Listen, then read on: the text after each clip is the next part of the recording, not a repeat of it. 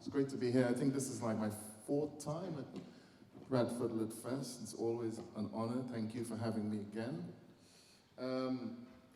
Before I read, I want to just say something briefly. Many years ago, in like 1993, I had an epiphany and realized that I was a poet and that I was going to be poor for the rest of my life. And at that point, when I started taking poetry seriously, I was living in Islington, well, on Hornsey Road, and I got to try not to be too emotional. But at that time, I joined a poetry group called the Islington Poetry Group, Islington Poetry Workshop or something like that. And there was a guy there, it was run by 2 people. It was run by a guy called Bruce Barnes, who was a poet, and Francis Presley, who was another poet. And that was sort of the beginning of my sort of understanding of what it really meant to be a poet, and Bruce is here tonight, and, you know. Yeah, I won't say anymore because I'll get too emotional, but it was amazing to see it. So I'm going to read some stuff from Sonnets for Albert, but I'm going to read some new work first. This is a poem about a tailor that I used to have in London, who's this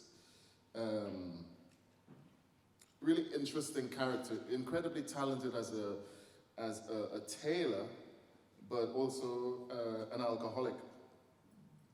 Jabbie the tailor. In Crewtown, in Freetown, Jabbie watched the old tailor line lapels in his shed beside the water. And day by day, the needle and the trade moved closer to Jabbie's hand. That pale stub of chalk pressed shut between his fingers was to mark patterns and where to cut serious cloth with scissors with jaws like young cutlass blades. In the tailor's shop, where bespoke waistcoats were stitched between steam, iron, and ironing board, the radio hung on a nail to treble and buzz while Jabbie learned to rim buttonholes by hand, tight and flawlessly neat. I found him stitching agbadas on the Old Kent Road as one of 2 tailors working in that whirring back room at Afro Design. He was recommended. And as he showed me the shirts he had crafted to mannequins, he said, "Don't worry, Joseph, and I will make you something special." He measured my limbs, my neck, my hips with hard fingertips from fingerless gloves. "And I will design you a good outfit myself. No pattern, no book, no scheme. Aha, now you say, fella, I know exactly what you mean. Don't worry, from jacket to trouser go be fitting perfect." And even though it took Jabbie 3 weeks to stitch, when it finished plot, it suit and fit me fancy in truth, with epaulets and pointed colors in Vixo, wax, green, and blue, except the trousers, which were too exact in length, as if that were possible, and known to be shrunk when I wore them in rain, walking from the stage to backstage in Brittany. I found Jabbie a month later on Peckham Rye. He had moved to a seamstress's shop in the covered market of Little Lagos and was presser footing on his wasp waist machine among soon finished trousers and scraps of fabric shaved from gowns and wedding capes. Jabbie, red-eyed at his engine, took a sewing pin from his mouth. Then he stood and rubbed my shoulder and said, "You are my best customer. They jealous me here for my customers. They jealous me my skill, but now you see me here, you can find me every day. But another place, maybe I somewhere else. I will be gone the next day. In any case, I call you when it finish stitch." The cloth I had brought Jabbie this time was psychedelic orange and brown. But 3 weeks gone and Jabbie phone keep ringing down to flatline tone.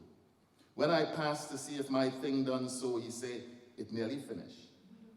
But that man was now marking out the shirt back with chalk.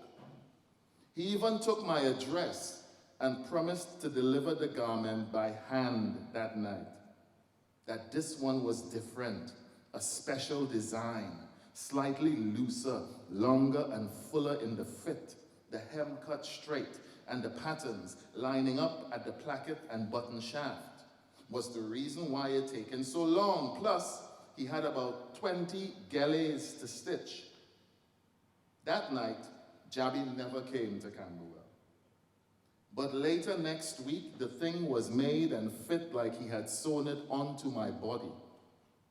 I had always meant for him to build me a long red kaftan with a Nehru collar and billowing sleeves, something that Richie Havens might have worn on a subway platform in old New York City in 1969.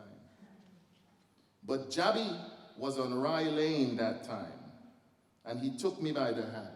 "Joseph," he said, "ask for me in the chicken shop, and they will find me. I stop working for people now until I get my own shop." But his sunken eyes stared out from a deep narcotic hum, and the rims were waxed with dirt and black sweat. And that was the last time I saw Jabbie. And I'm going to read a poem that is dedicated to a friend of mine who is a Canadian, a Trinidadian Canadian who introduced me to Frantz Fanon and people like that way, way, way back. We used to work in a bookshop together. He had a huge influence on me. I think he's still alive, but we've lost touch. This is New York Soul. Deep soul. The soul that glows cold as cold New York in December. We were staying in a warehouse near the Pulaski Bridge in Greenpoint, Brooklyn. The stylistics were overflowing from Hot 97. This would only happen once, only the red button missing. And James, he was the greatest dancer in the disco that night. I had to stop to watch him spin, fling of his hands up and twirl, voguing in the sweat-wet rafter beams of the basement. In the slow motion room upstairs, so orange haze and house music, a black and white pothound had entered the dance. It had walked all the way from a dirt skid village in Trinidad to Manhattan, where it walked onto the dance floor, wagging its tail and its teeth revealing to bite people while they're dancing, to bite them on their ankle, to bite them on their elbow, to crush an overlap method, to cause fracas and commotion, to throw bottle and mash up the dance, to bark hard in the people disco, and then to stand at the door holding a razor blade rubbed with garlic, so people running out wouldn't know they get cut when they're running out and get cut. When I told James that he was a dancer with hips of precision, that he could move, he leapt and clicked his heels on St. Mark's Place. "That's what they say," he said. "That's what they say."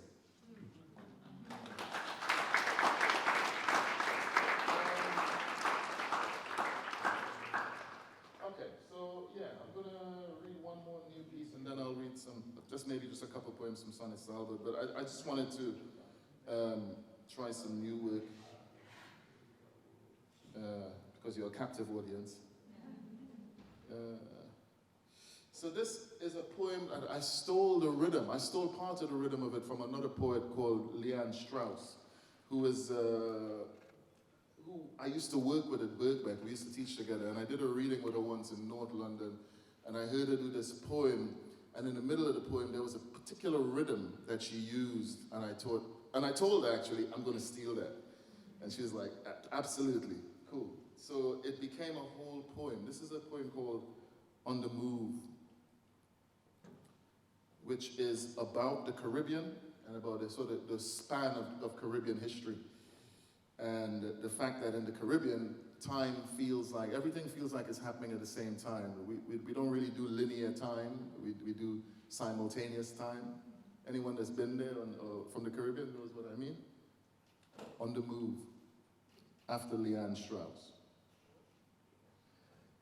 It was raining like a verb, like bone. It was July, hard road, maybe Marseille, up the mountain, acrobatic. It was skin, it was hid, back home, it was written, Port of Spain, we walked along, heavy light, copacetic, heavy rain. What was that? That was thunder, wind that blew us out of sync, scenic time. It was odd, a kind of shrimp. Caribbean, it was pulled back to reveal it. It was London, we were sailing, we kept on it. It was midnight, we were moving, Purple River, insect bone. It was a lie, no it wasn't, it was the truth. Maybe more like a long con, like love as an anchor pulls us under. It was repeated like a chant, like a hymn, like a dirge, like a bell. It was gravel, rugged pitch, a blow that left her, wound in water, wild fever, fever grass. It was patchouli, orange blossom. It was something like madness. It was painted with desire, Baptist heat, so elastic, glossolalia, spirit talking. Once, when freedom had meaning like organs of heat in the evening, my body held vibrations of the Caribbean, and we let bled that excess negritude of being. But the past didn't last long. It grew tired, and we wept in forest where black myth was painted in that acrobatic silence. And now my soul still holds the aroma of anguish. Do not gaze, not too long, upon the past. It's so dissonant, bass notes, sky church, steady dying. We were waiting to burst out of human life into brightness, heading east to the ocean, too shallow, too drowning, rugged steep. We were coming back from drowning, Manzanilla, old plantation. History was all around us. It was fluid, rhythm motion on the move.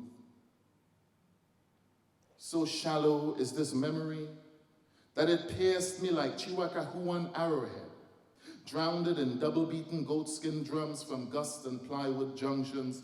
Bliss throat sparkles there. Like sea silt and jetty fish near Port Authority where cruise ships landed to this dreamscape, contemplating the road. Our verge of memory split with cane like Canboulay in a place where everything happens at once. Thank you. Okay, cool. So Sonnets for Albert is it's about my dad. My dad wasn't around when I was a kid. He was an absent dad, like a lot of people's fathers are. In the Caribbean, we have a problem with that. In Europe as well, in England too. A lot of fathers just go missing. Fathers are strange creatures. I'm a dad and I'm pretty strange. My kids would tell you that. So I wrote this book to try to contain all the memories and everything that I had of my dad. I didn't have much, but this is what we have. I'm going to start with a piece called Shame 2. So they're all sonnets. They're quite short. I'll see how much I can get through. I visited my father in the sort of last months that he was alive, and one of the things I noticed the last time I saw him was that he was ashamed of dying. He was ashamed. It was probably the most profound feeling that I got from him on that day. And in the book, there's actually a photo of him on that day, on the last day I saw him alive. And you can see him, you can see what I'm expressing in the poem, the leaning away. Shame 2. I was recording in St. Anne's and had one day free. So I told my father I'd be back in December. And he said, December? No, I want to see my son, Tony. We're in August. Everything is symbolic in literature. The dust at dry noon in Sambuco, the small birds within the emptiness of the cricket field, heat burning water into sound, tall jungle. My father appeared through curtains, thin with eyes that now saw past the limits of ours. The impish swirl of his laughter was gone. In the photographs I took that afternoon, he seemed to be leaning away, leaning as if from life, from love, in shame. Thank you. So this collection started as an attempt to write a crown of sonnets. A crown of sonnets is where you write, like, I don't know, 24, 25 poems, and the last line of your first poem becomes the first line of the next poem, and you go on, so on, and so on. I tried that, but my dad was disobedient. And he said, you can't put me in that structure, Tony. He resisted the sonnet form and the rhythm, and he insisted that it be written in a more of a looser way. But you can see remnants of the crown, because the first line of this poem is the last line of the last.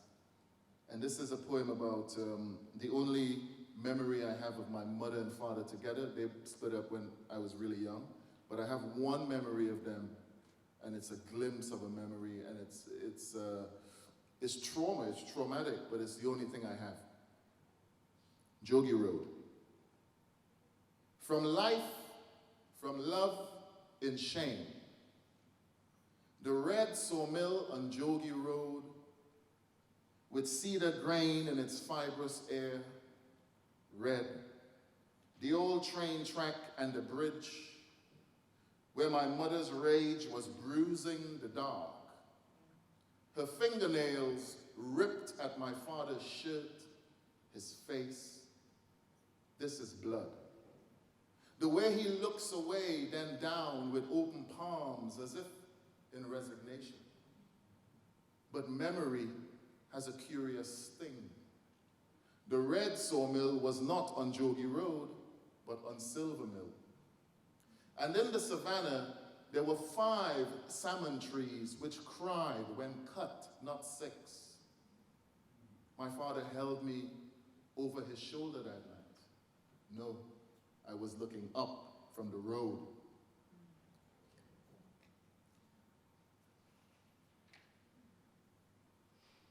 And I'll lighten the mood a little bit.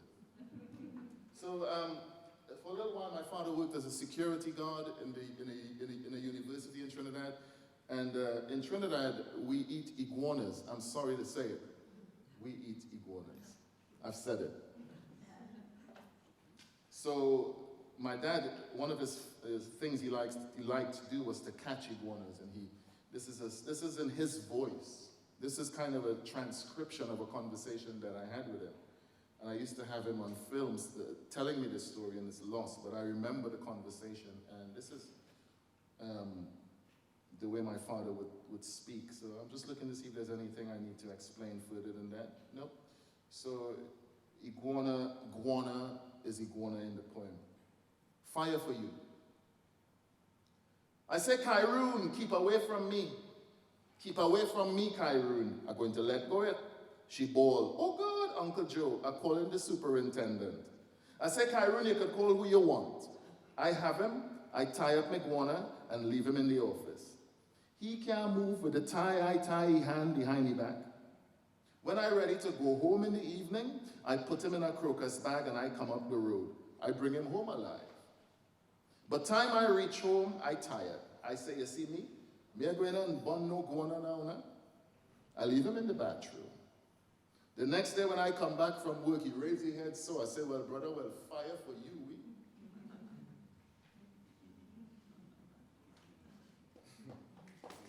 Okay, so, thank you. I got time for maybe just one more. So I'll completely flip the script a little bit and turn it out to,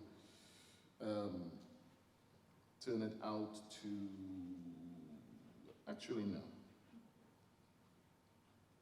No. I'm gonna read a poem called Poetry. When I give my father a copy of my book, he looks at the cover and says, that is you and Dennis. Where is that? Ramki soon trays. He fans the pages with his thumb. I watch until he pauses near the center to draw his head back, to fix his eye to read. And then another few lines before turning to the back and scanning the surface of the sentences there. The bio and the blurb are the things which make him smile. I don't think he ever read those poems. But somebody told him that I had written about his travels in the spirit world to the Guinea coast, to China, in search of secret colors.